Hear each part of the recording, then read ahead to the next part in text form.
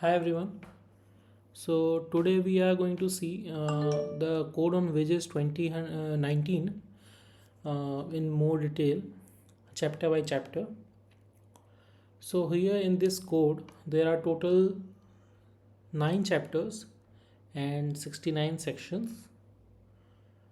Today we are going to see chapter 1, in which there are 4 sections, which are here they are. So chapter 1 is called preliminary. Always in any code the first chapter is called preliminary. पहला chapter का नाम preliminary होता है. ठीक है. इसमें जो basic चीज़ें होती हैं जो पूरे कोड को गवर्न करती हैं वो चीज़ें यहाँ पर होती हैं. ठीक है. इसमें 4 सेक्शंस हैं. पहले चैप्टर के पहले सेक्शन का नाम है short title, extent and commencement. मतलब इसका टाइटल क्या है, ये कहाँ तक लागू होगा और कब लागू होगा. Second section is called definitions. इसमें जो भी इंपॉर्टेंट टर्म्स यूज होंगे कोड के उनको डिफाइन किया जाता है इस सेक्शन में. Third, prohibition of discrimination on the ground of gender. Gender के बेसिस पे जो डिस्क्रिमिनेशन होता है उसका प्रोहिबिशन, उसको रोका कैसे जाए उसके बारे में लिखा हुआ है थर्ड सेक्शन में. Fourth, decision as to dispute with regard to same और सिमिलर नेचर ऑफ वर्क. ठीक है. जो disputes on the basis of same और सिमिलर नेचर ऑफ वर्क पे होते हैं उनके बारे में जो डिसीजंस हैं वो यहाँ पर दिए गए हैं. तो हमारा चैप्टर 1 है प्रिलिमिनरी, जिसमें सेक्शंस हैं ये. आज हम ये देखने जा रहे हैं, इनको देखने जा रहे हैं. ठीक है. आगे बढ़ते हैं.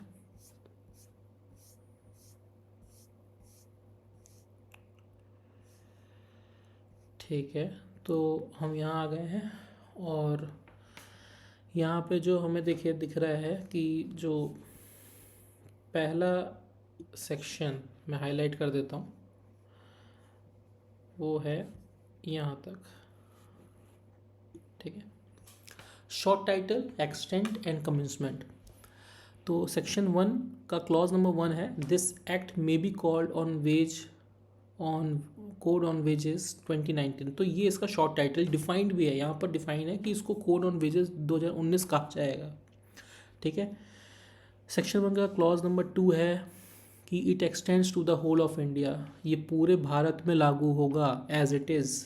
जो भी इसमें लिखा है वो भारत के किसी भी क्षेत्र में लागू हो सकता है, होगा, मान्य होगा. देन सेक्शन 1 का क्लॉज नंबर 3 है it shall come into force on such date as the central government may by notification in the official gazette appoint, and different dates may be appointed for different provisions of this code, and any reference in any such provision to the commencement of this code shall be construed as a reference to the coming into force of that provision. ठीक है. तो इसमें basically ये बता रहे हैं कि central government का बाय नोटिफिकेशन जो ऑफिशियल गज़ट अपॉइंट होगा, ऑफिशियल गज़ट आएगा, उसमें इसका कब से लागू होगा वो डेट होगी. और वो आ चुका है जो कि 21 नवंबर 2025 है और तब से वो लागू है. ठीक है. डिफरेंट प्रोविजंस के लिए डिफरेंट भी डेट्स हो सकती हैं कि ये प्रोविज़न कब से लागू होगा, ये प्रोविज़न कब से लागू होगा, ऐसा भी कर सकते हैं. ये भी लिखा हुआ है इसमें. ठीक है. देन हम आते हैं सेक्शन 2 पे जो कि है डेफिनेशंस. ये थोड़ा बड़ा सेक्शन है. इसमें इंपॉर्टेंट सारी चीज़ों को डिफ़ाइन किया गया है. जैसे कि अकाउंटिंग ईयर क्या होगा. पहला means the year commencing on the first day of April. First day of April को जो ईयर होगा उसी को हम अकाउंटिंग ईयर बोलेंगे. देन एडवाइजरी बोर्ड को क्या होती है. एडवाइजरी बोर्ड अगर कहीं लिखा रहेगा तो उसका क्या मीनिंग है. means the central advisory board or as the case may be the state advisory board constituted under section 42. इसी कोड के सेक्शन 42 में डिफाइन किया हुआ है कि कब हम एडवाइजरी बोर्ड को सेंट्रल एडवाइजरी बोर्ड बोलेंगे और कब हम इसको स्टेट एडवाइजरी बोर्ड बोलेंगे, मानेंगे. ठीक है. Then agricultural income tax law अगर कहीं लिखा रहेगा तो उसका क्या मीनिंग होगा. means any law for the time being in force relating to the levy of tax on agriculture income. अगर कोई भी जब बात हो रही है उस संदर्भ में तो जो भी लॉ फॉर इन्फोर्स होगा, जिसकी वजह से जो एग्रीकल्चर इनकम है उसमें जो टैक्स है वो हटा लिया जाए, तो उस वाले लॉ को हम एग्रीकल्चरल इनकम टैक्स लॉ बोलेंगे। देन अप्रोप्रिएट गवर्नमेंट का क्या मीनिंग होगा अगर कहीं लिखा हुआ है तो इसको देखते हैं। डी का पहला है in relation to an establishment, मतलब किसी एस्टेब्लिशमेंट के संदर्भ में, ठीक है। In relation to an establishment carried on by और under the authority of central government, ठीक है। क्या बोलना चाह रहे हैं ये कि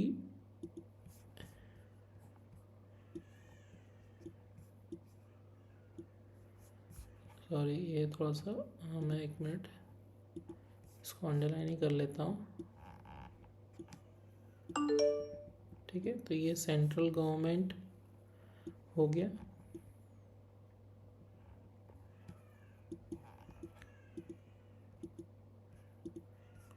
ठीक है। और the establishment of railways, railway, mine, oil field, major ports, air transport service, telecommunication, banking, insurance company, ठीक है। या तो इनका कोई भी एस्टेब्लिशमेंट हो, तो पहला लाइन क्या बोला है कि कोई एस्टेब्लिशमेंट या तो कैरीड बाई हो या किसी सेंट्रल गवर्नमेंट के अथॉरिटी के अंदर हो, आता हो अथॉरिटी के, वैसा एस्टेब्लिशमेंट, या फिर कोई एस्टेब्लिशमेंट जो रेलवे का हो, माइनिंग का हो, oil fields, major ports, air transport service, telecommunication, banking, insurance company, या फिर कॉरपोरेशन, कोई कॉरपोरेशन हो, ठीक है। और other authority establish by central act, ठीक है। ये बहुत ध्यान से देखिए इसको कि बहुत इम्पोर्टेंट है, ठीक है। सेंट्रल एक्ट के द्वारा बनाया गया कोई वो हो, ठीक है। तो सेंट्रल एक्ट और सेंट्रल पब्लिक सेक्टर अंडरटेकिंग और subsidiary companies setup bye the central public sector undertakings और ऑटोनोमस बॉडीज ओन्ड और controlled by the central government including establishments of contractors for the purpose of such establishment, मतलब या तो central government का directly indirectly कोई भी establishment हो, या फिर उस काम के लिए, उस एस्टेब्लिशमेंट के लिए काम करने वाले कॉन्ट्रैक्टर का एस्टेब्लिशमेंट भी एप्रोप्रिएट गवर्नमेंट उसके लिए सेंट्रल गवर्नमेंट ही होने वाली है, ठीक है ना। Corporation authority, central public sector undertaking, subsidiary companies or autonomous bodies, as the case may be, the central government is called the appropriate government। और जो इस पहले पॉइंट में जो चीज़ें कवर हो गई हैं वो तो सब सेंट्रल गवर्नमेंट उनके लिए अप्रोप्रिएट गवर्नमेंट है, लेकिन जो इसके अलावा कोई भी एस्टेब्लिशमेंट है वो सेकंड पॉइंट में लिखा है कि उसके लिए state government is the appropriate government, ठीक है, ठीक है। देन ई पे आते हैं, what is company. Company means a company as defined as in clause 20 of section 2 of the companies act 2013, ठीक है। तो आप कंपनीज एक्ट 2013 उठाएंगे, उसमें सेक्शन 2 में जाएंगे, उसका क्लॉज नंबर 20 पढ़ेंगे, तो उसमें जो कंपनी का डेफिनेशन है वही यहाँ पे भी लागू है।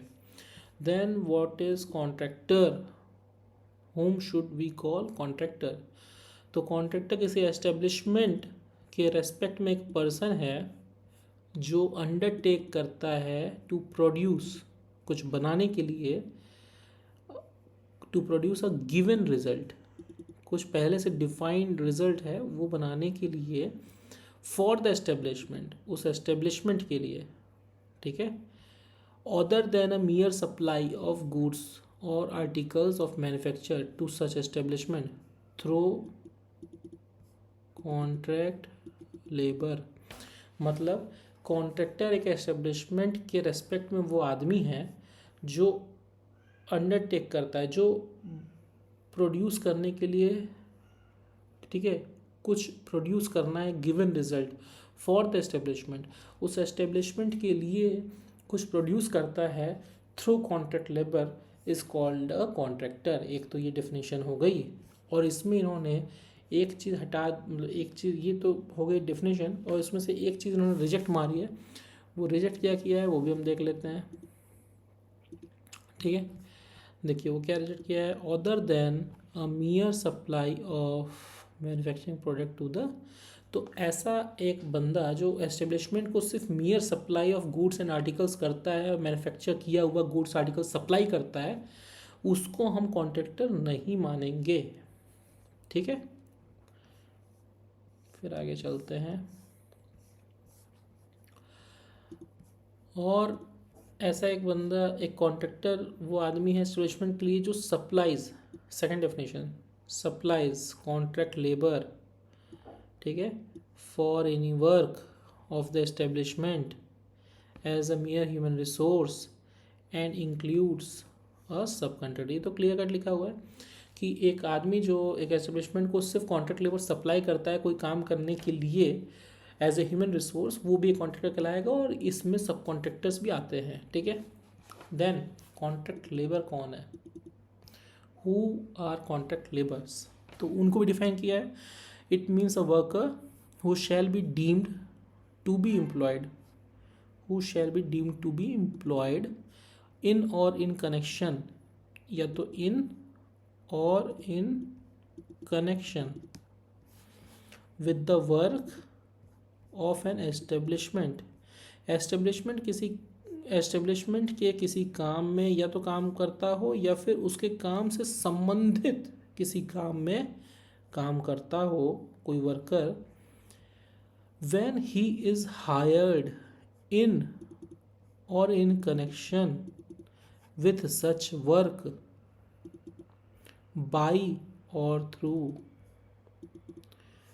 बाई कॉन्ट्रैक्टर और थ्रू कॉन्ट्रैक्टर। ठीक है, विथ और without the knowledge of the principal employer.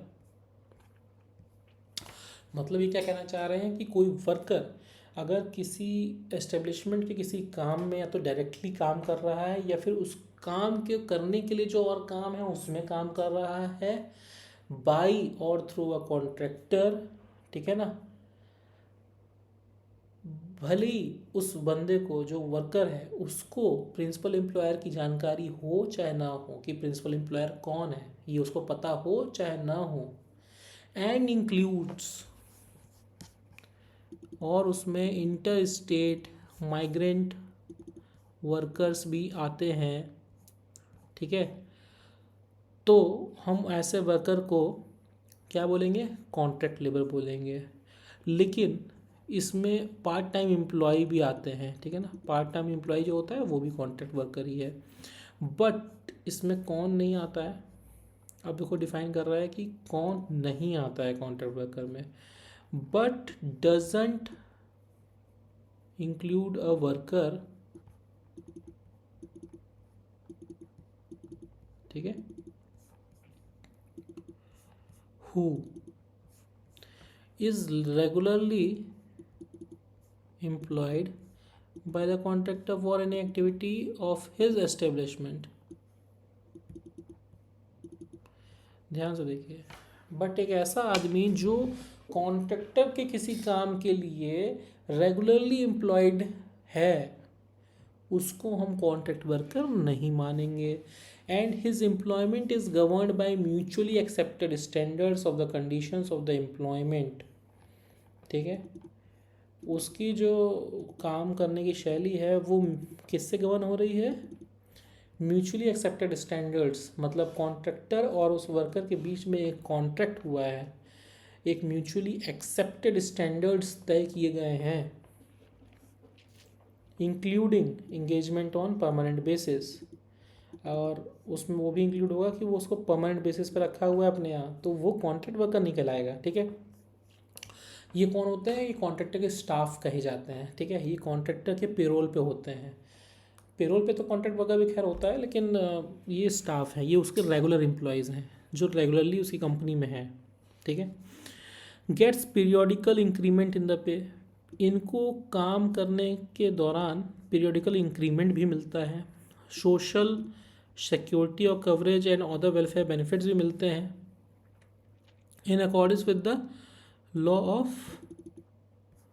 Law for the time being in force on such employment. ठीक है, तो ये सारे लोग कॉन्ट्रैक्ट वर्कर्स नहीं होंगे। देन अब आते हैं हम कॉन्ट्रैक्ट कोऑपरेटिव सोसाइटी। ठीक है, कोऑपरेटिव सोसाइटी क्या है? मीन्स अ सोसाइटी रजिस्टर्ड और deem to be registered under the cooperative society act 1912 और any other law for the time being in force relating to cooperative societies in any state. ठीक है, corporation क्या है?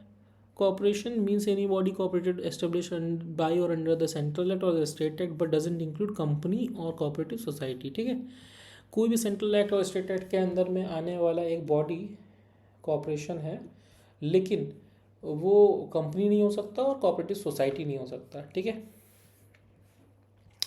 Then direct tax, यहाँ पर कहीं बात होगी तो डायरेक्ट टैक्स किसे कहा जाएगा?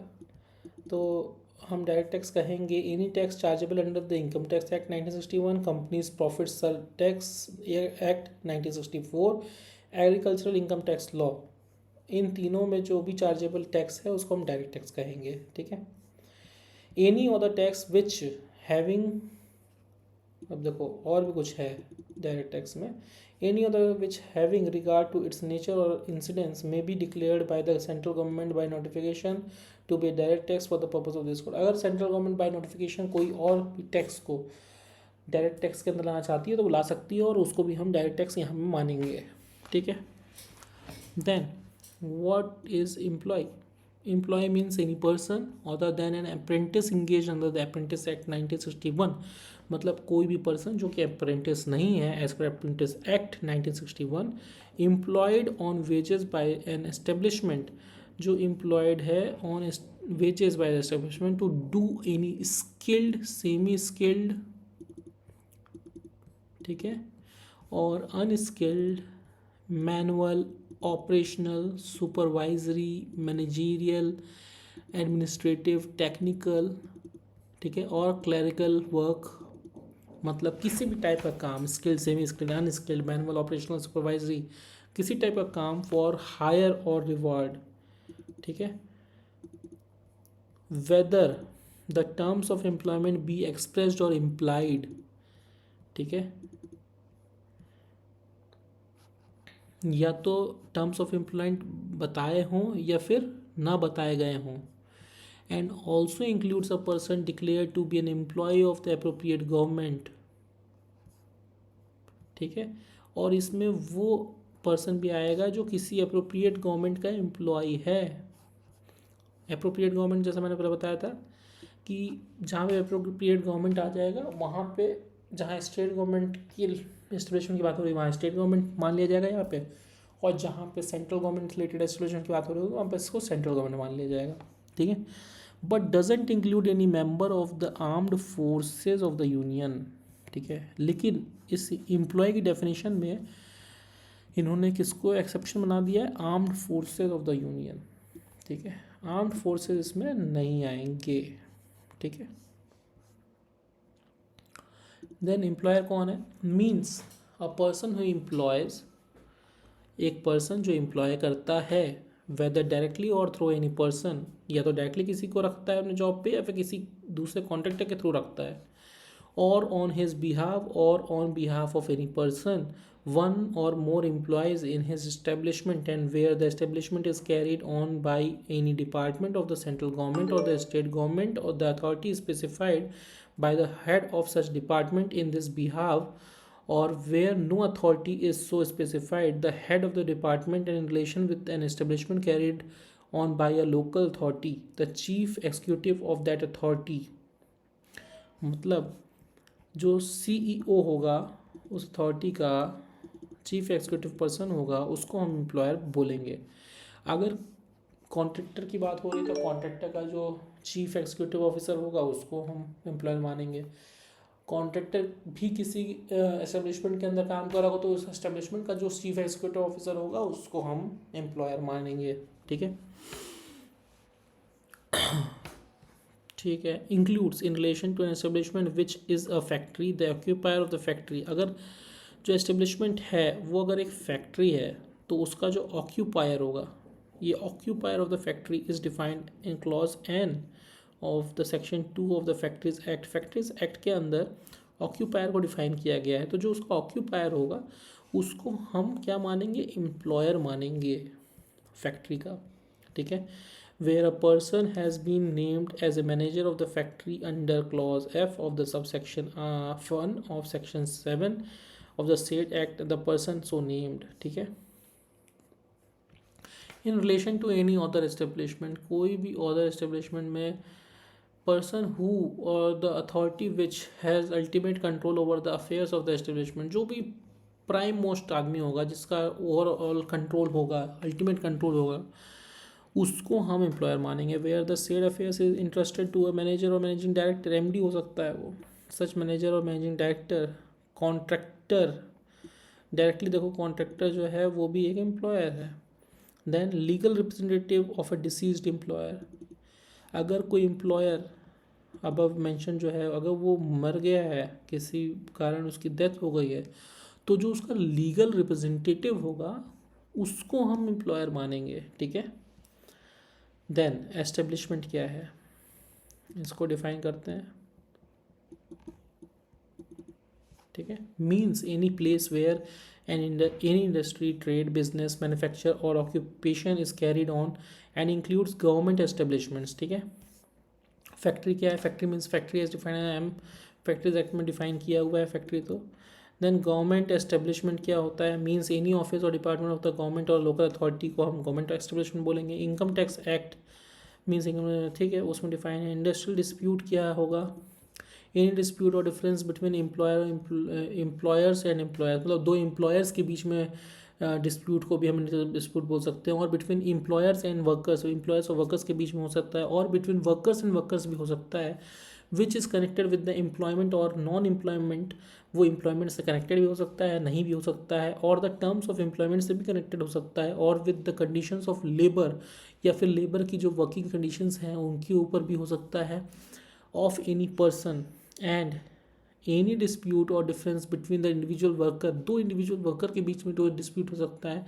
And an employer connected with, या फिर उसके एम्प्लॉयर जो है उससे भी हो सकता है। Rising out of discharge, dismissal, retrenchment और टर्मिनेशन ऑफ सच वर्कर, या तो किसी वर्कर के डिस्चार्ज से, डिसमिसल से, रिट्रेंचमेंट से या टर्मिनेशन से भी हो सकता है। ये सारे टर्म्स अलग अलग हैं, रिट्रेंचमेंट, टर्मिनेशन, डिसमिसल, डिस्चार्ज, ठीक है ना।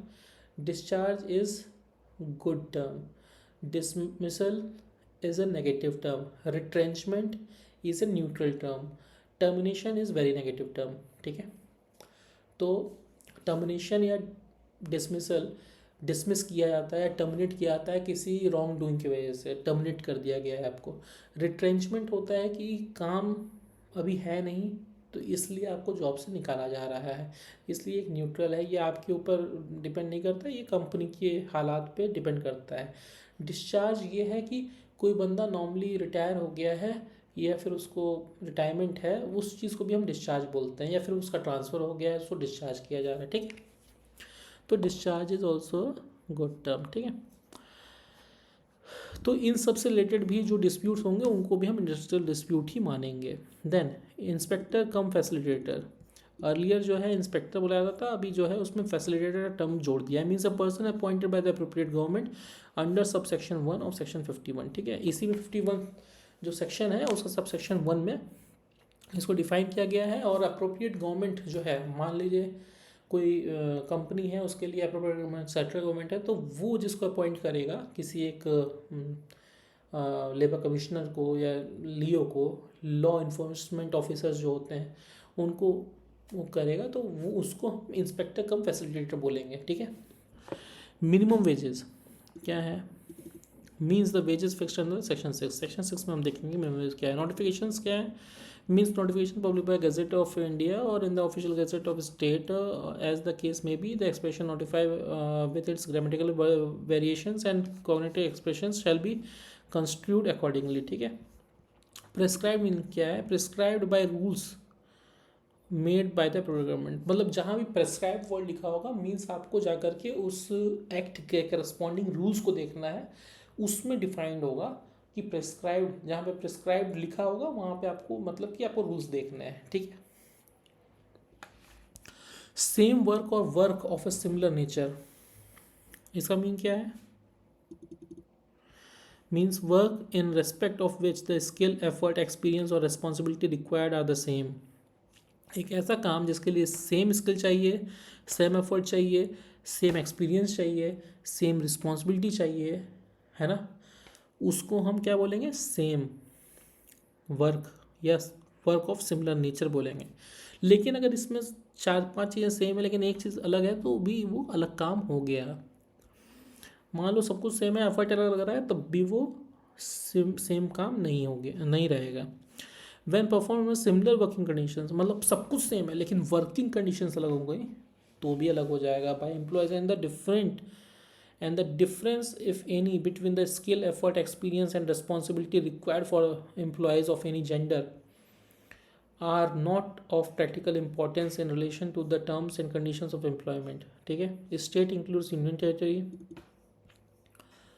tribunal shall have the same meaning as assigned to it in clause R of section 2 of the Industrial Disputes Act। ठीक है, वेजेस को डिफाइन किया है इन्होंने। ठीक है, ये इस बार थोड़ा सा चेंज हो गया है, बहुत ही मीनिंगफुल है।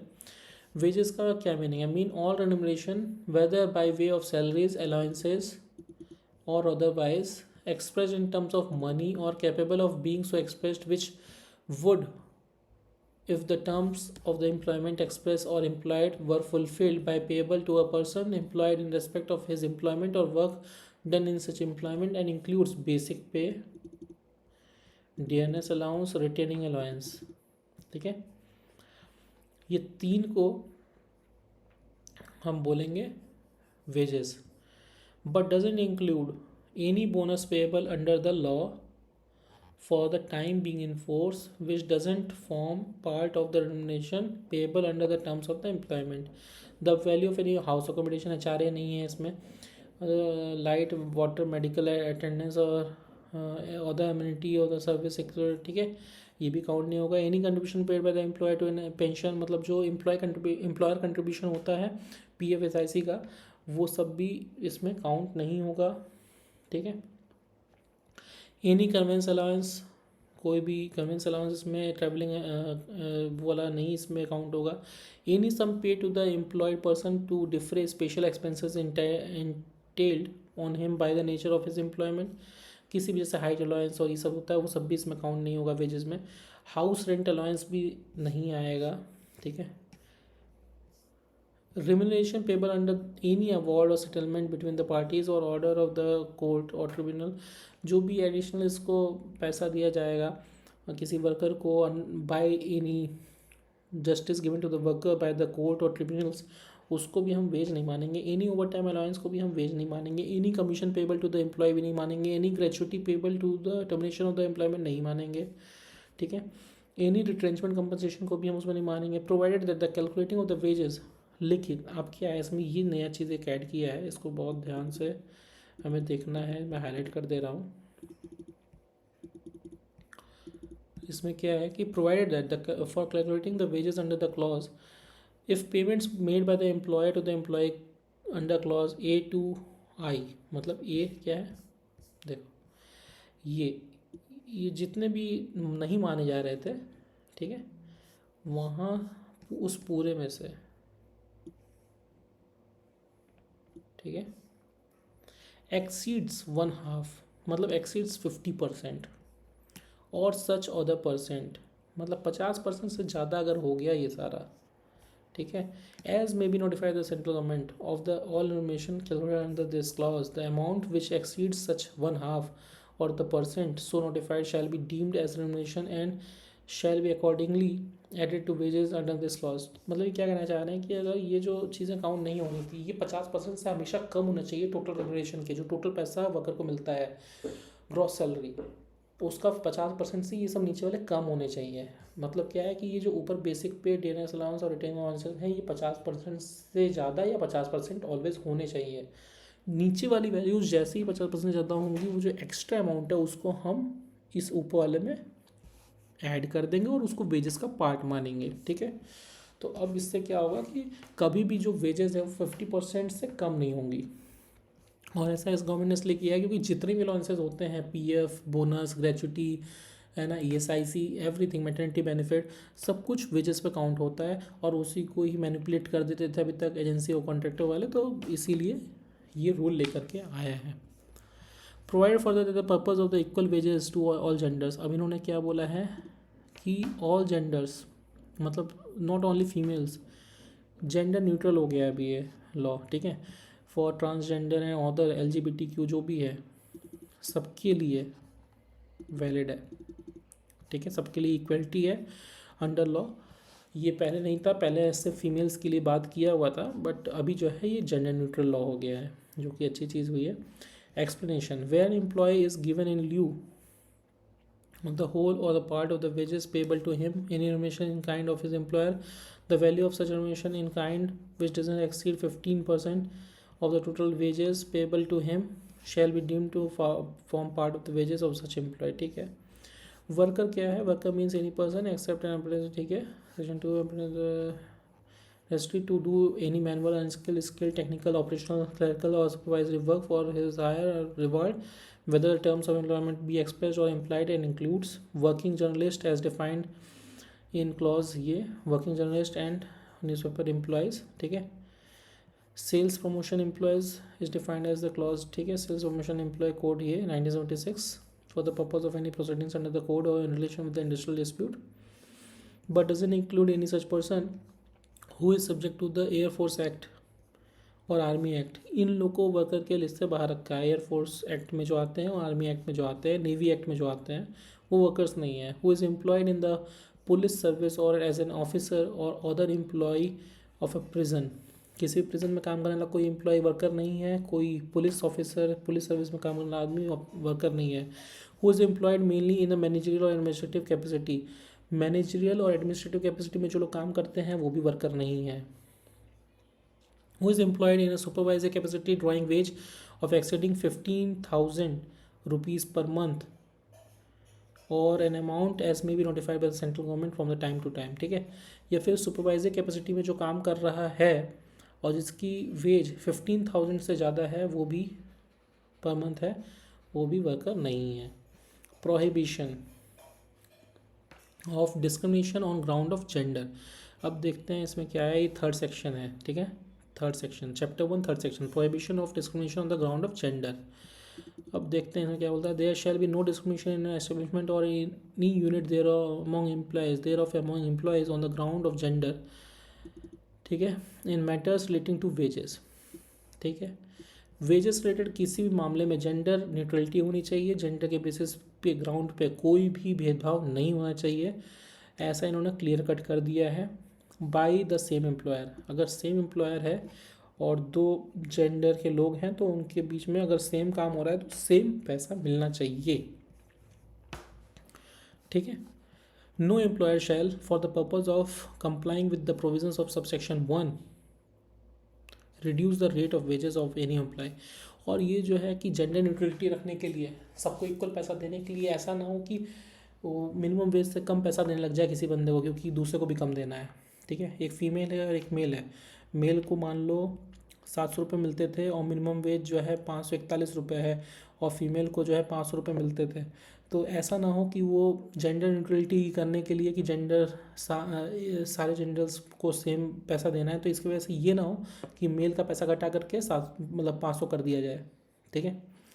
जेंडर न्यूट्रलिटी रखनी है लेकिन पैसा किसी का कम करके नहीं, जो पैसा बढ़ाना है वो बढ़ा करके करना है, ठीक है। नो एम्प्लॉयर शेल, ठीक है, ये पहला समझ में आ गया। फिर no employer shall make any discrimination on the ground of sex while recruiting any employee for the same work or work of similar nature or in condition of employment except where the employment of women in such work is prohibited or restricted or by under any law for the time being in force. मतलब कोई भी employer कभी भी जब किसी भी employ की भर्ती चल रही है, रिक्रूटमेंट चल रही है, तो उसमें बाई इंटेंशन उसमें जेंडर के बेसिस पे वो रिक्रूटमेंट ना हो, है ना। मतलब कि फीमेल है उसको नहीं लेना या फिर ट्रांसजेंडर है तो उसको नहीं लेना है, तो उसमें कोई भेदभाव नहीं होना चाहिए रिक्रूटमेंट में, जब तक कि ऐसा कुछ कंडीशन ना हो जहाँ पर कि दूसरे जेंडर के लोग काम ना कर पाएँ, प्रोहिबिटेड या रेस्ट्रिक्टेड एरिया ना हो फीमेल्स और ट्रांसजेंडर्स या किसी और के लिए रेस्ट्रिक्टेड एरिया ना हो, तब तक जो है आपको एकदम जेंडर न्यूट्रली करना है अगर कोई लॉ है, कोई किसी वजह से प्रोहिबिटेड या रिस्ट्रिक्टेड है for other genders to work, तब बात अलग है। उसके अलावा आपको ऑलवेज जेंडर न्यूट्रल रहना है। Then chapter 1 section 4, decisions as to disputes with regard to same और सिमिलर नेचर ऑफ वर्क। ठीक है, where there is any dispute as to whether work is to be same or similar nature for the purpose of section 3, the dispute shall be decided by such authority as may be notified by the appropriate government। ठीक है, अगर same और similar nature of work के basis पे dispute हुआ है तो उसका डिसीजन लेने का जो अथॉरिटी जिस बंदे को होगा वो अप्रोप्रिएट गवर्नमेंट डिसाइड करेगी। अप्रोप्रिएट गवर्नमेंट मतलब कि अगर सेंट्रल गवर्नमेंट से लिंक्ड किसी भी तरीके से कोई एस्टेब्लिशमेंट है तो उस केस में सेंट्रल गवर्नमेंट, या फिर अगर कोई अदर टाइप ऑफ एस्टेब्लिशमेंट है तो स्टेट गवर्नमेंट डिसाइड करेगा कि कौन इसका डिसीजन लेगा। ठीक है, यही कहना चाह रहा है सेक्शन 4। तो आज हम यहीं तक करेंगे, नेक्स्ट वीडियो में I will go with chapter 2। ठीक है, तो थैंक यू एवरीवन।